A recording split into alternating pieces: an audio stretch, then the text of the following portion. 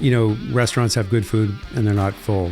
Being a good chef and being able to shake hands and be gracious is about 5% of the job. All entrepreneurs will identify with this. You're either a victim or you're a warrior. I told my staff, we had a meeting, I said, we are no longer in the restaurant business. We may never be in it again, but we are going to be the best in to-go and delivery from this day forward. We created up 6 ordering stations with iPads. The other half was completely storage. And then the middle of it was execution and assembly and, fulfillment. And in what time frame did you set this up? In 24 hours. Wow. Yeah. Didn't sleep much that night. No. And you sold some of the, if not the most desirable wine in the entire world. So you had a few bottles of Chateau Romanée Conti, I think. I did. And you literally told me they sold in 5 minutes. They did. There was like $16,000 bottles. Yes. Right? Hey there everyone, and welcome to another episode of the Jack Bosch Show. Today I'm finally excited to get Emmy winner, Iron Chef America winner, celebrity chef, James Beard Award winning chef, the super entrepreneur, the winemaker, Mark Tarbell to our show. Mark, how are you today? I'm great. Thanks, Jack. Thanks for having me on the Jack Bosch Show. Wonderful. This is a long time coming, and Yes, to be able to do this with you, and I really admire the work you do as well. Well, I just think you and your wife and your daughter have done great things, and you as a person and you as a family are such great people, high integrity, high value people, and just your excitement about life and what you're doing and your enthusiasm is infectious. And I'm really glad to be here. Well, thank you very much, Mark. So with that said, I guess let's get started right away. So, okay. Obviously, so if I start listing up all the things that you have done, like you're French-trained chef, you're Emmy-winning TV host, you are like Iron Chef America winner. You have very successful restaurants in Phoenix now for how many years? 29 years. 29 years in Phoenix and expanding, right? Yes. It's like you started with one, then the second one, then the wine store. Now you're in Terminal 3 and Terminal 4. And now Bond. And now Bond, a new concept. We'll talk about that in a second coming. But you didn't grow up here. No. So let's start here. So obviously, one of the best kept secrets regionally not kept well except secret, regionally very well known. If you ever come to Phoenix, go to Tarbell's and eat there, one of the best restaurants in town. There's lots of restaurants with good food that are not all the time full, right? Mm-hmm. So it takes a little bit more from an entrepreneurship point of view to just have good food. Yes. Right. So what do you think makes your restaurant now for 29 years successful, other than, of course, the good food that won you an Iron Chef America award, like when on TV, if you guys know Iron Chef America, obviously a famous show. Google it. And Google it, exactly. But the one year also, you made finalist in the what's the Beard? James Beard won Award. Best Restaurant from Food and Wine Magazine. Just, there's been so many accolades. As someone said, I think it was either MacArthur or one of those guys, he goes, give me enough medals and I'll win any war. Exactly. So I've had a lot of recognition, but frankly, that doesn't mean much to me. It's really what's happening tonight in the restaurant that's most important. But I will talk about that a little bit. You said, restaurants have good food and they're not full. What is the recipe really is, and you have to know this if you're going to open your own restaurant, that's 5%. Being a good chef and being able to shake hands and be gracious is about 5% of the job. It's actually the most fun 5% of the job, the most, obviously rewarding to be able to share your art or meet new people or engage people in the dining room. But you have to learn to love hard. You have to learn to love repetition. You have to learn to love the grueling attitude around consistency. If you love hard, it's sort of like anyone training, if you're training to be an athlete or anything like that, if you fall in love with the hard and the pain and the difficulty, the rest, is easy, right? So I really learned to really get down in the minutia, very granular about every part of the business, whether it be business or compliance or taxes or what are some HR of the management. Hards? What are some of the examples that are hard that you think really move the needle? Wow. I think showing up every day with an attitude of excellence and being able to really remain super positive and energetic in a very physically demanding business if you're in the kitchen and or physically sometimes in the front of the house as a server or manager, but also you're dealing with public, right? And public is fun, exciting. People are great. They're very, very dynamic. And for the most part, they're in a place where they want to have fun, right? But there's lots of complexity around that, even if it's all going smooth. Like last night, we did almost 500 meals for Valentine's Day. So that's 500 fabulous people walking through the door, meeting them, sharing their stories, having touch points, 30-second conversations, or whatever it might be. That's a lot of energy, right, for the front of the house person. You have to truly love people, good and bad and indifferent. And you have to enjoy the messiness sometimes of life with staff and HR issues, and understand that this is a journey and there is no one thing, that's going to define it other than your attitude and your approach to it.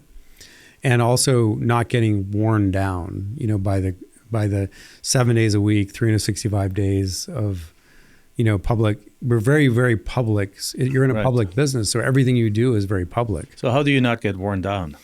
Well, I think that a lot of it I have good fortune that I really do enjoy people.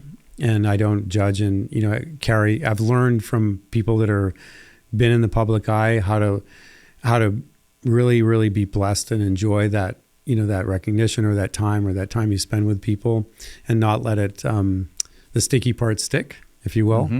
I've had some great teachers, that have been very famous that have helped me with that. And then I think that, my attitude that every single day is we treat it like we're just opening for the first time. Like we had a huge night last night, but I woke up today and all my team were like, okay, that happened. We're going to enjoy that for 15 minutes. We're going to talk about all that and how great it was and some things we learned. And then today's just another day. That's all that matters is tonight. Wonderful. So great. So now there you are. You built up this beautiful restaurant, Tarbell's at 2nd Street and Camelback. And then you expanded. I assume that the tavern, which is the restaurant right next door, came afterwards, right? Yes. In fact, it was 10 years old yesterday, Valentine's Day. Okay. I think that makes it 2014, right? It feels like we've been going there for 10 years. So yes. But, yes, it has been. Well, it actually feels like 7 to me, yeah. but it is 10. One thing that we know each other, obviously, we're now good friends, but we know each other because our daughters are really good friends with each other. They're like besties. And so since they know each other since they're like something like 8-9 years old or so, since we transitioned to the school where you guys were, and day 2 or so, they got to know each other and bonded really, really closely. And we've known each other since before COVID. Yes. And I know it's now 2 years past, but I was super impressed by being an entrepreneur myself and loving entrepreneurship. I was like, how do people handle change, right? Because the number one most difficult thing in business to handle is change. Like when everything is going well and everything is going well consistently, anyone can run a business. You just like have it in place and things, it works. But unfortunately, business doesn't run like that. The moment you have it all in place, something changes and everything falls apart. And that's just the normal, right? And in your restaurant, probably every day or so, right? So yes.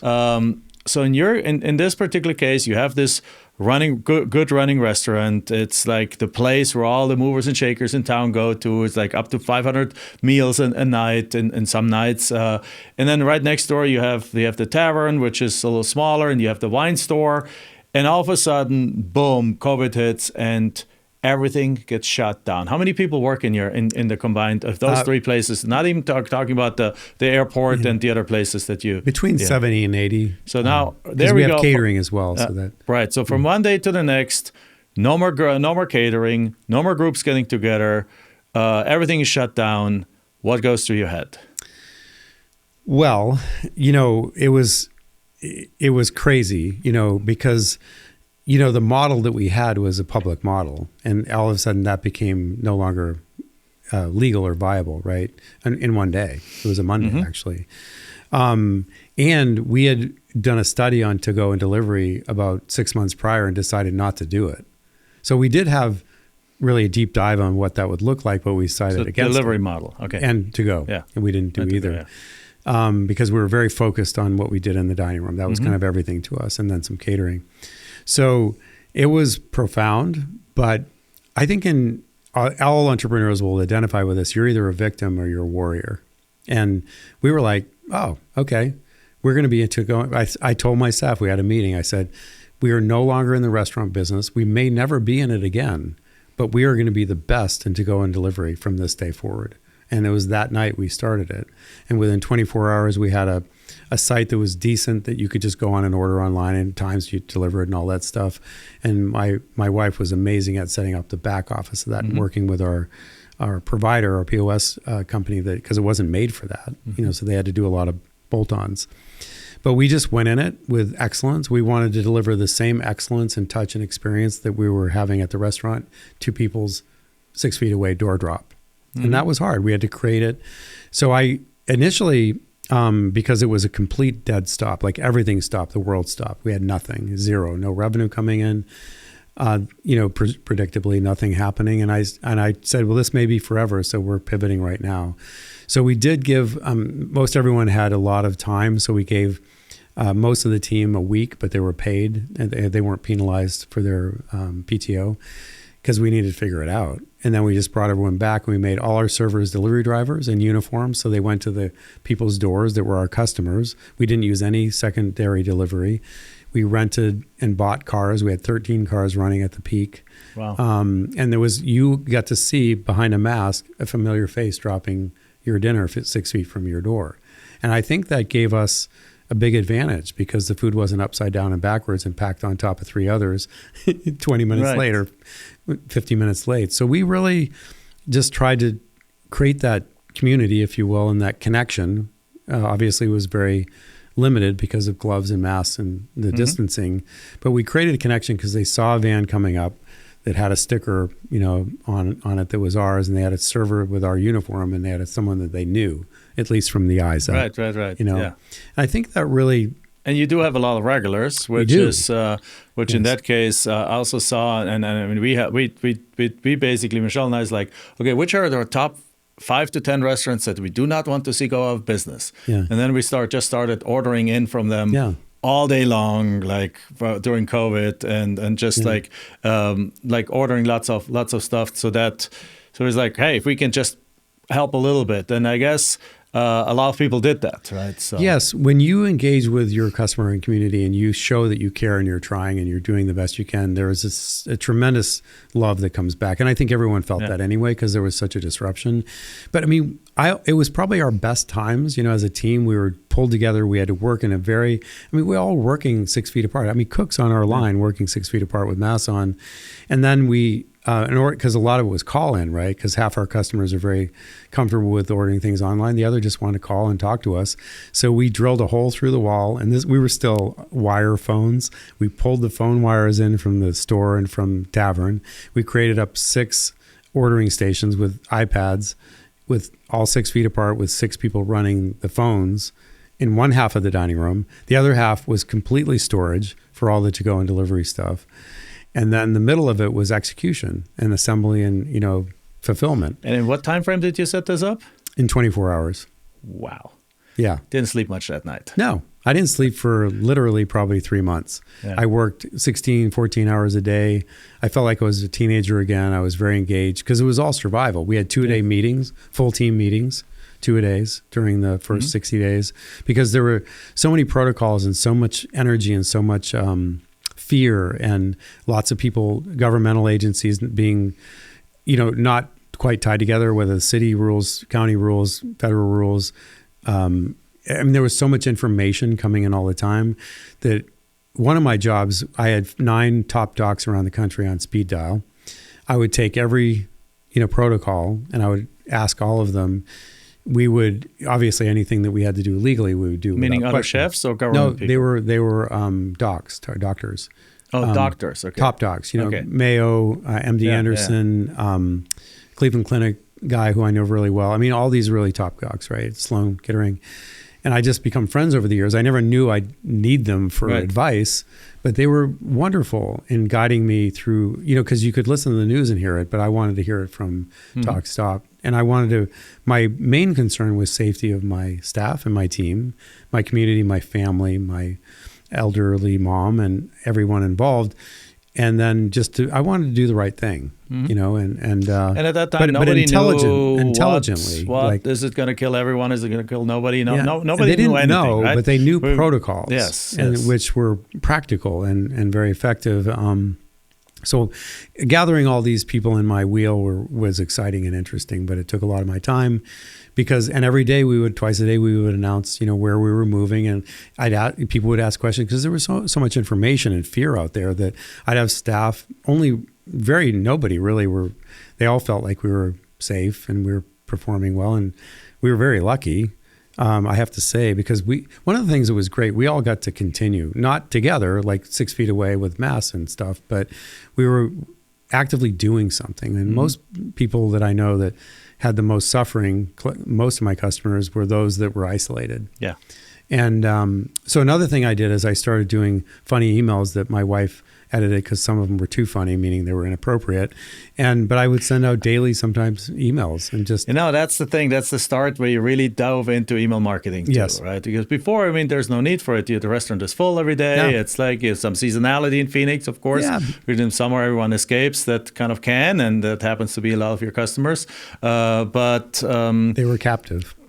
Yes, now they were captive, and email marketing, and that allowed you to not just to promote whatever once a week you did something like some chicken fry or something, chicken bubbles and lobster dinners, prime rib dinners. We did crawfish boils. We just had fun. We were like, let's throw this up and see if it works, and it did. At one point we did the chicken fry thing, the fried chicken with champagne and all the fixings, and at one point we had to rent literally four double fryers just to get it done. Oh, wow. It was they were in the middle of the restaurant. They were electric fryers.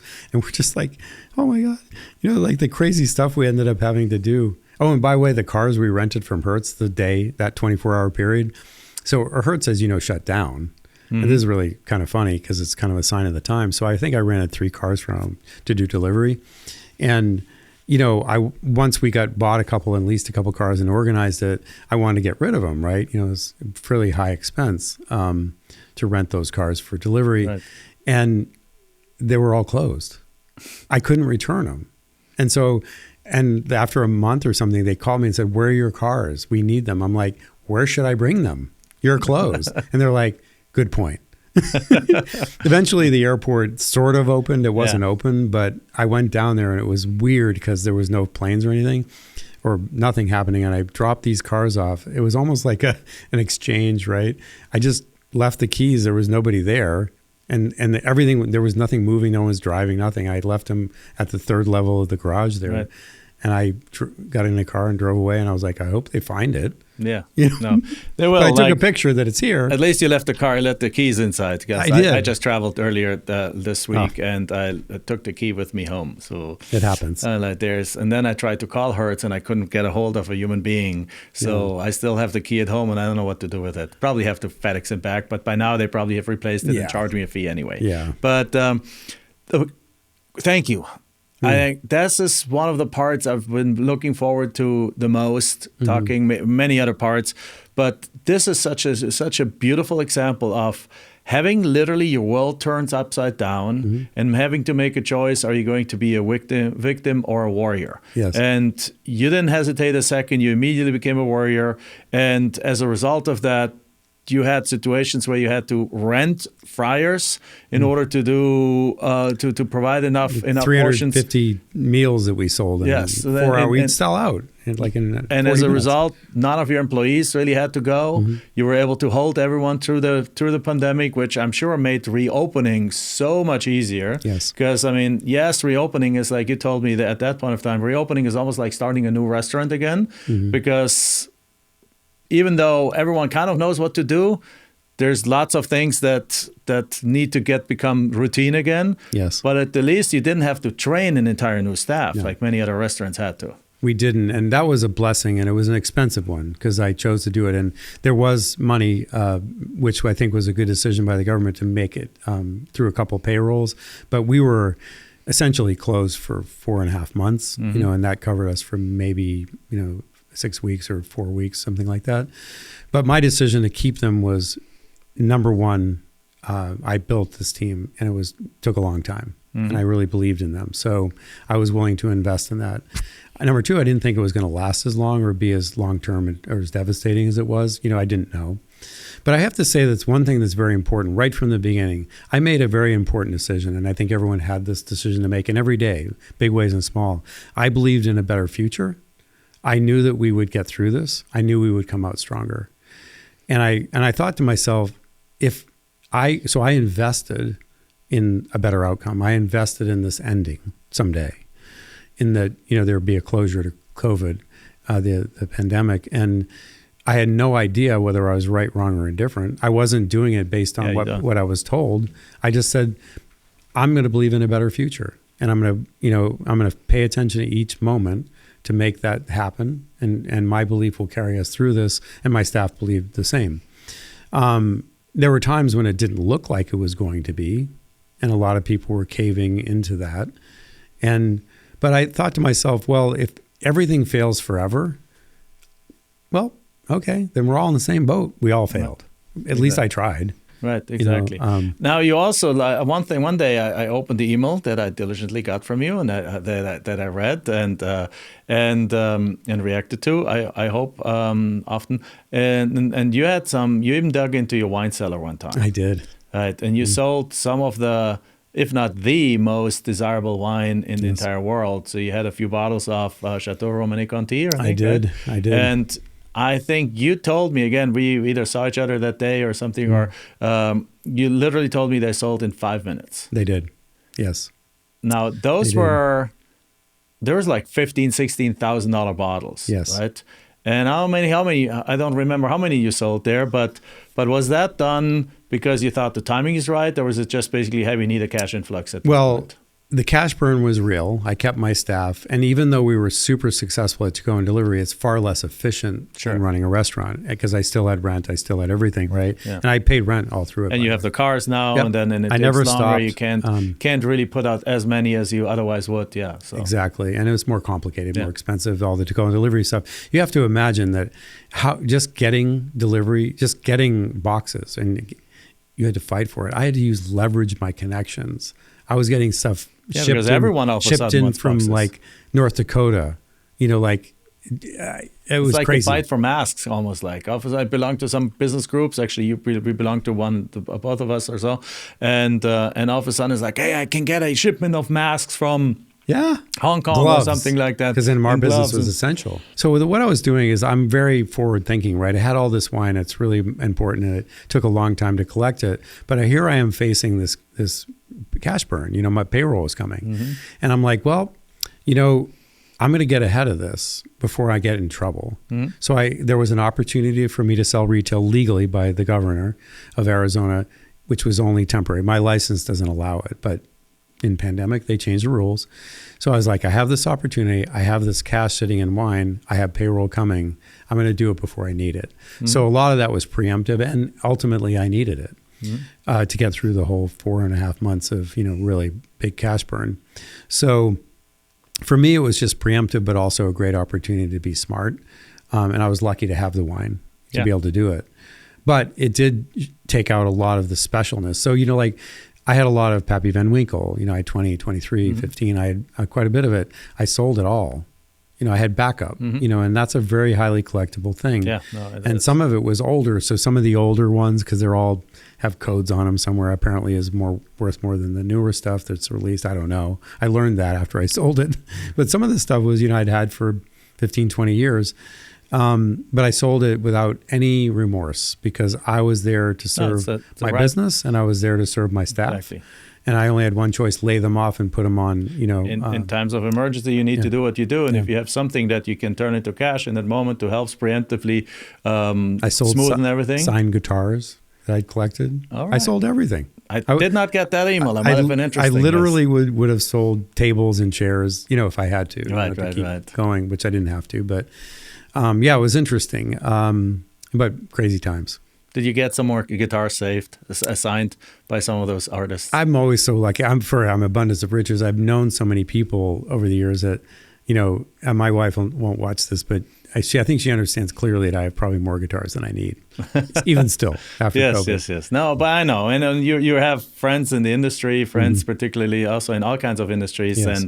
and so if you really, I think, want that kind of guitar from somebody, you can probably reacquire that or have that person sign one. And to be fair, I only sold guitars that were not gifts; they were things that I had purchased. Yeah. So that's important because a lot of what I have were just given to me, and I won't sell them as out of principle.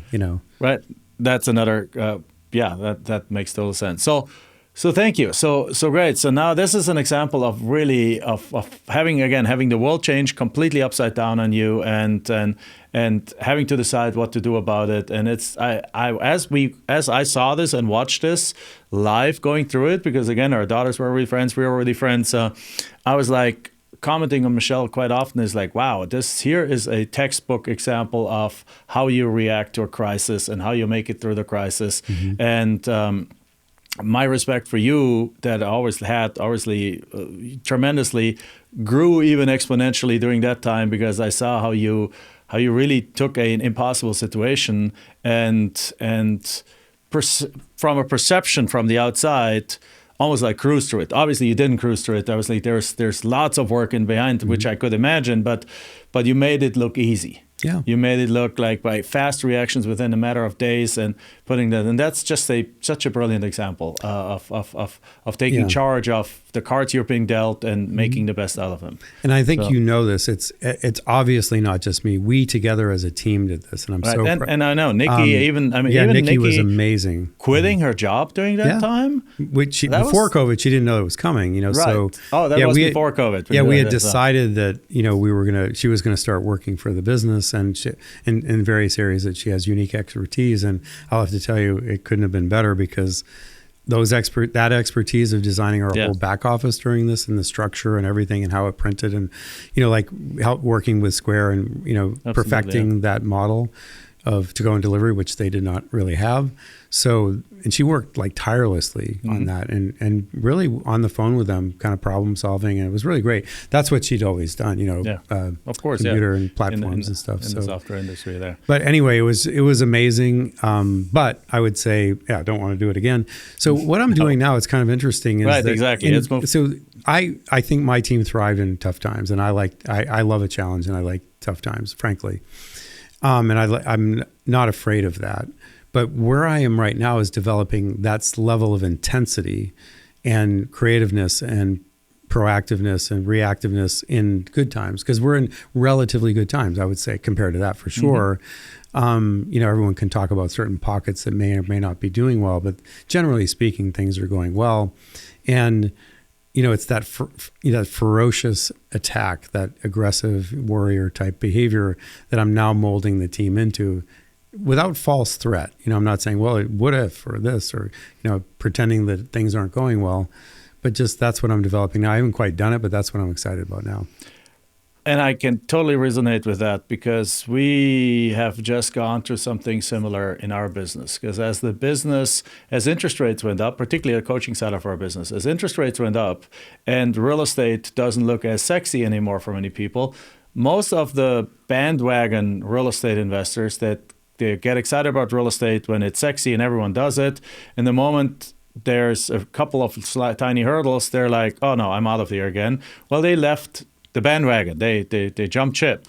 And so going through that in the last year of a shift in the economy, a shift in the way that people are interested, for example, in the coaching business, made us also understand, obviously not at the level of Europe, we weren't shut down or anything like that, made us understand that we had basically grown to kind of fat and happy, and a kind of in a way. So like when everything is good and everyone wants coaching, well then great, then you just run the ship and everything is good and so on and so forth. Well, the moment that changes, you start seeing what's really happening in a business. So we just went through a reorganization of our business, and it's not because we're doing bad. It's our students are more successful than ever. Our amount of revenue and amount of students coming in is actually very stable, but the aha moment that went up is exactly that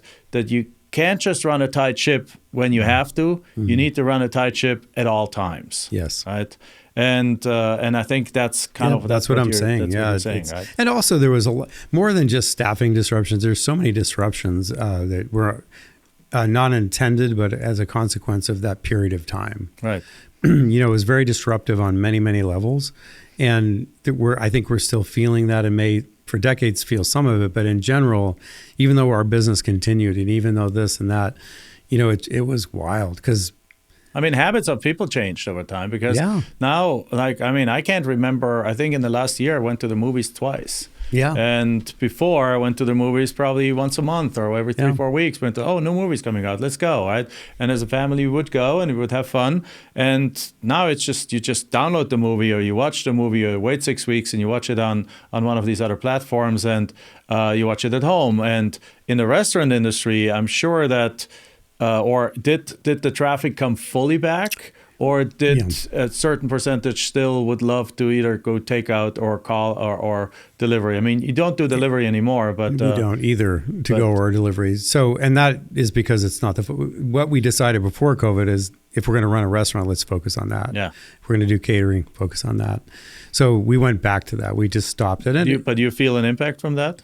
Nothing. No? Yeah, I mean, we timed it. Like we did it for a while as things were coming back, and there was still sensitivity about people wanting to come out or not, even though they were saying, "Oh, it's fine to go out as long as you're safe." I mean, one of my very good customers, I mean, I think they didn't leave their house for 2.5 years or something. Oh, wow. And there was stories like that, and people would come in with a pallor and just a gauntness and a fear in their eyes, and also a disorientation about being in a public area, and all combined with fear. And I saw this a lot from people that came back a month after they were allowed to 5 months to 6 months to 8 months, but the most extreme was 2.5 years. Wow. And we came out the day it was open. Well, yes, I mean, and many people did. And so those that did, in Arizona, at least our market was a little different. What I noticed is that it was almost like you ripped the Band-Aid off. It was like New Year's Eve every night. Yeah. And it was interesting, right? For me, I had a front row seat to all of it, of course, right? Yeah. And then there was the mass shaming, and all the pictures and the yelling and the stuff. It didn't happen in our restaurant, but I know that it did. There was a lot of judgment and fear-based stuff, and humans aren't to be blamed for this. We were put in a fear-based moment. Unknowns. And health-related, which is very concerning to all humans. And it was all fear-based thinking, and that was what was driving all of those behaviors and decisions. And we're still recovering from it to a degree as a population. But I think it's smoothing out. I think most people I think so too, are really comfortable now, and I think they're fine. And I think they're living their lives pretty much as they would before. But to be frank, there's still that risk out there you could get sick, that still exists, to be practical, about it. But I think that existed before COVID too. No, but, I mean, I travel probably right now, lately, I've been traveling once a week and there's a few people with masks, but other than that, everyone seems to be just going about their way and the airports are full. With that, let's jump into a much more positive subject. Okay. That was positive, how you solved that, how you got through that. But let's jump into positive. So since then, you have gone on a spree of expansion, and so you first of all you have a television show, right? Public television, right? So what's the name again? Check Please Arizona. Okay, so if you guys can we only watch it in Arizona? Because I watch it, and I think it does get a little bit out there, and you can also just go online and watch it on your tablet so or guys, check computer. out Check Please Arizona. Yep. It's a great show about like different chefs and restaurants and things and so on. And AZPBS/Check Please Arizona. There we go. We got put the link in the show notes. And then that one you won Emmys and things on that. Yes. You also really you are part of a group of the top chefs in the country that help each other, that consult with each other, and so on. And But what you never done is, and we had this conversation in the past one time, you never became like the Wolfgang Puck kind of thing of like having a restaurant everywhere. Yes. Right? So you prefer like a little bit more of a local footprint. But in the last, or at least you did. Mm-hmm. So has that changed since COVID and you're expanding a little more? Because now, as I said, I see more and more things popping up, including in the airport 2 locations. And it's like, hey, there's Mark. I mean, this picture and so on. But and we're all excited about that. But has that changed, that outlook a little bit? Well, there's 2 things, because we're talking about entrepreneurship. One is I built my restaurant as a passion project, and I'm a control freak. So I really never intended it to be a chain. Like, it wasn't designed to be a chain. I had no interest in making it a chain from the beginning. So I think it's very important when you start a business out there, how you start is how you finish. And so I honored that. I didn't want to dilute the brand by having more than one. It's inevitable that will happen, right? And then the main thing for all the entrepreneurs out there is I was just scared, fearful, fear of failure. I teach not being afraid to fail in my business. I reward people for embracing failure and learning from it. I myself was not. I was a teacher, but I did not do that.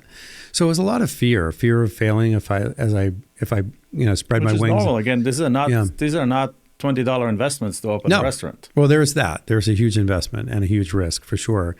So I've evolved and I've addressed that in myself. And so I am taking on new things that I've said, like I said no originally to the airport when they rebuilt Terminal 4.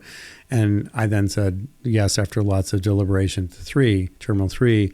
And then after that, it took me a long time. Now I'm back in 4 with a couple little things there. But that whole licensing thing was very scary to me. And now, I'm really, at this point in my life, I'm actually free and excited about taking risks and saying yes to things that make sense. So I'm out there with my line in the water, the bond, which I'll talk about just real briefly. Yeah, let's talk about the bond. So that's actually not even open yet, but you talked to me about it just last week. Yes. So tell us about the bond. One of the things we're have planned and done all of our planning around is aggressively growing a catering business in Arizona. Mm-hmm. So this bond is part of that, meaning now we control all the public space there to do catering into. So bond is actually an office building. Yes, super high end. So a very high end office building, literally across the street from your restaurant. Yes, east corner. That you told me, how much are they investing in there? $35 million? That's a rumor. I don't know what, but it's a lot. Okay. Anyway, so don't hold me though. That's something like there's whoever the ownership group is, they're basically taking this big office building down to the studs, completely redoing it. And now the place has an atrium, right? A large atrium, which we have exclusive right to cater into. We can do up to 400 people. They have a couple of other neat spaces. An industrial kitchen. Yes, we built a commercial kitchen. Kitchen, yes. Sorry, yeah. And then we also can do catering in their outdoor spaces. So that's one thing. The main thing is that I'm addicted to challenges and stuff, but I was in the hotel business and some of my key team were in the hotel business.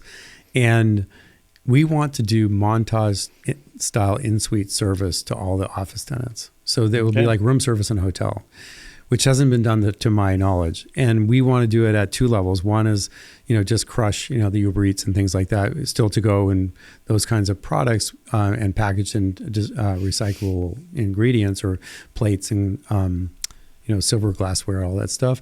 And then we're going to do sort of an elevated, like if you were at Montage with tablecloth and set up it and have a little service element around it. And this is to all the office suites. So that's one element. The other element is we're going to do a wine bar and a little food court thing in the atrium called Cultivate. And then the other element we're real excited about is doing a speakeasy. In the basement. So I told Michelle and Sophia that. They're like, speakeasy. Yeah. Yes, they were all excited about that. We were very excited. Even though Sophia, of course, won't be allowed to go in for there a while. Yet. But yes, but she's only 16. But yeah, she'll get there. Still excited about it. So that's that. Basically we took on a 300,000 square foot, food service thing. And we have a lot of other things planned around that, around that food service there, but we're very excited about that. And so even there, I mean, if you think about it, it's an office building. So many people order food every day, so many people, but it doesn't really cover, there's nothing going on in the evening. So in the evening, you have the speakeasy, so the kitchen can provide some food for the speakeasy. There's a wine bar, for which you can provide some food there. But the fact that you have an atrium with 400 people and you have some outside thing really provides some additional opportunities, because an office space is going to be empty in the evenings. Yes. So now you're not disturbing neighbors. You have a nice location that they put millions of dollars in, and you actually have a location that you can now you can host, or you can arrange for big parties to happen. And oh, by the way, we have the kitchen right here, so we can provide the service in there. And that's, I think, is one of the key hidden opportunities there that perhaps people don't see, which is, again, a brilliant stroke as an entrepreneur. It's a key opportunity for our growth in the catering side. So, and we are obviously doing only high-end parties, and it's in concert and synergy with the office tenants, so it doesn't disrupt any of theirs. So everything will be slotted in, so it doesn't affect their experience in the building. So no 3 p.m. bachelor parties. No. Right. Maybe in the speakeasy, but because that's in the basement. But no, a lot of the high value big parties are on weekends anyway, right? And the office is closed, so it's going to be fun. We're really excited about it. We've been touring it, and I'd love to give you a tour. It's amazing what they're doing. Definitely looking forward to. They have cold plunge. They have 2-story fitness centers for the office tenants. They have podcast rooms. They have all this stuff. That are all available to the tenants. It's wonderful. Perhaps we might need to move this place over here. Move into there. Well, they're doing an Industrious. I don't know if that would work for you, but Industrious, I think, is signed, and they're pretty cool.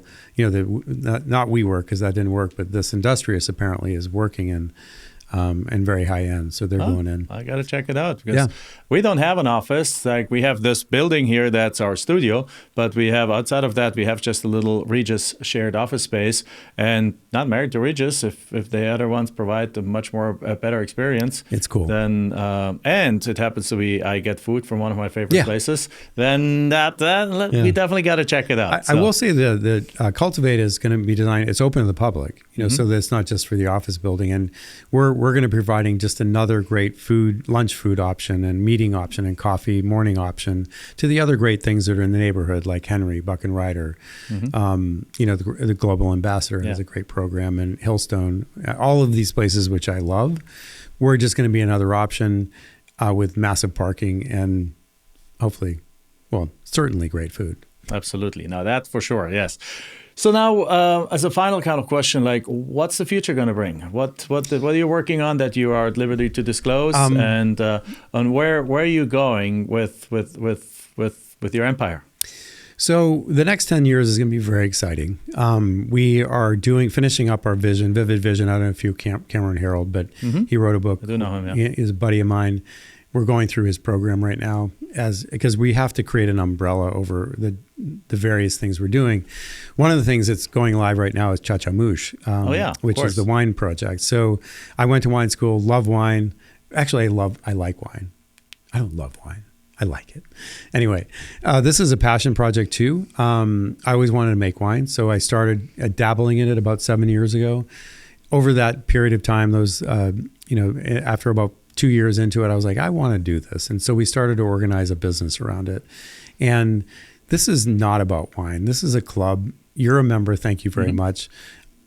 I enjoyed it. I actually got a second shipment this day. So understand. Talk about that. This is a journey and a story. I'm a chef and a hospitality person that also went to wine school and loves to make wine.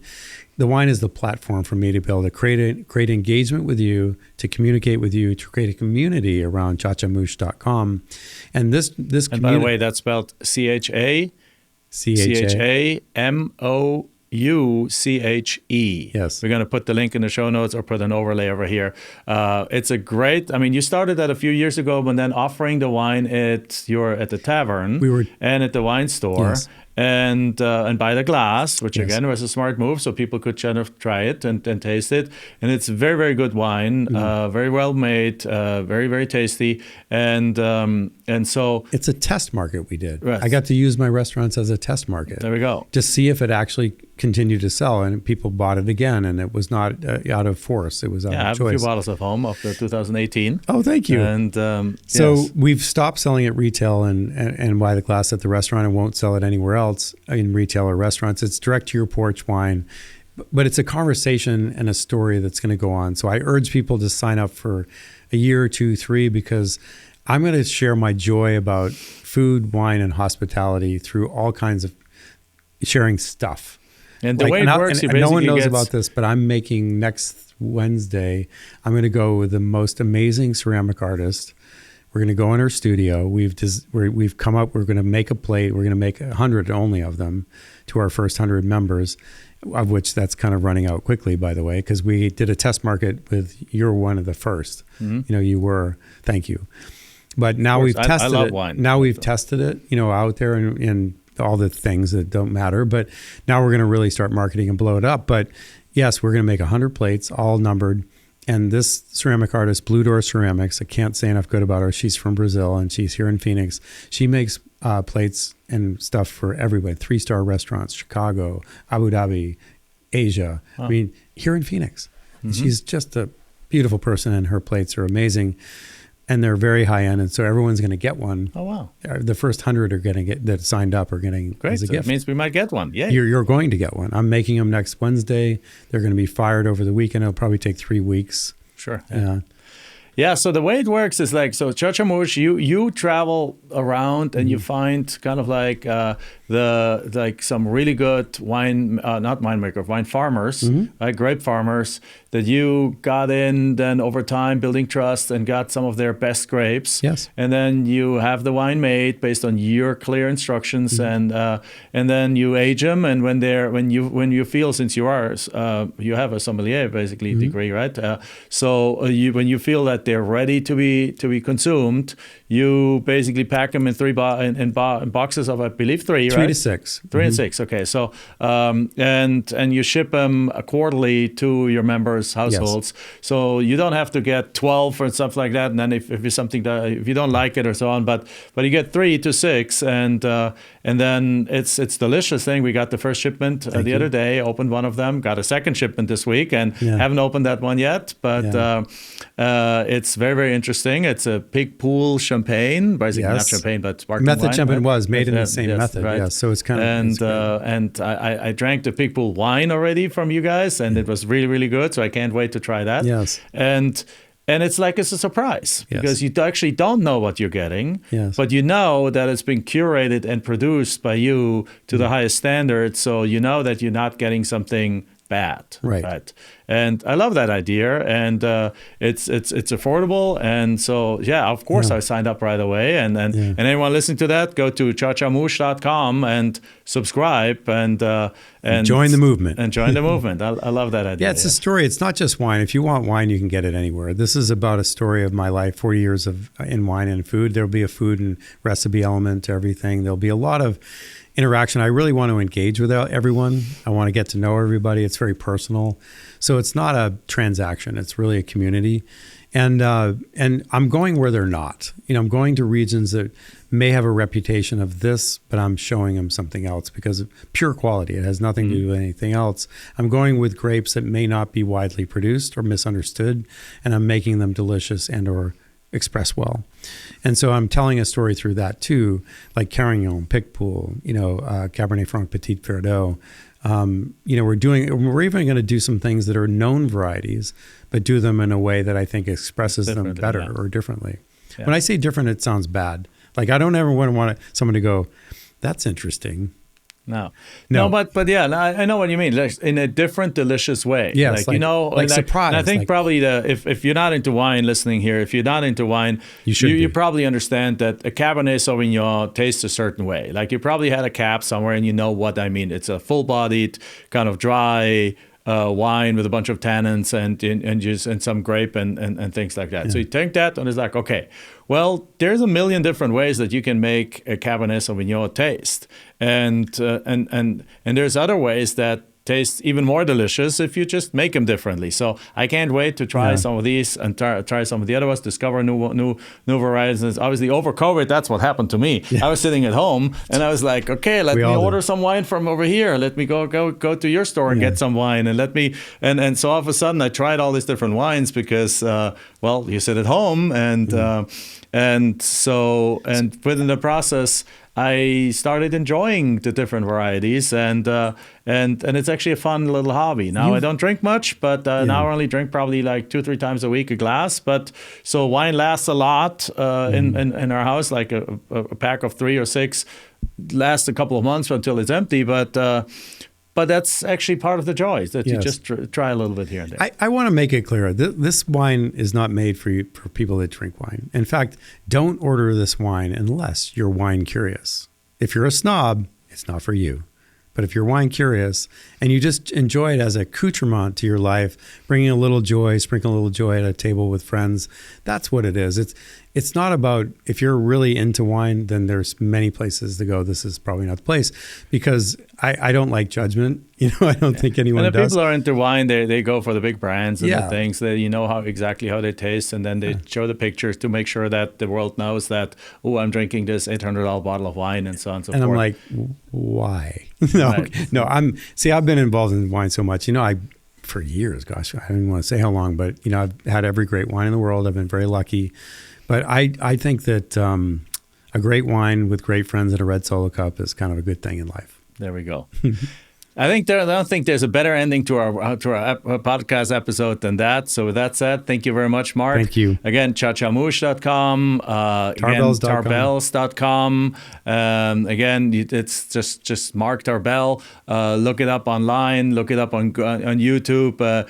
When you come to Phoenix, go visit the restaurant, and if you're in the airport, go look, find them, go have something there. Great friend, great entrepreneur, great chef. Thank you very much for being here. Thank you very much for having me. It was awesome. And with that said, that concludes our newest episode of the Jack Bosch Show. With that, so give us a 5-star review, share it with your friends, give that thumbs up if you're watching on YouTube, and again, see you in the next episode.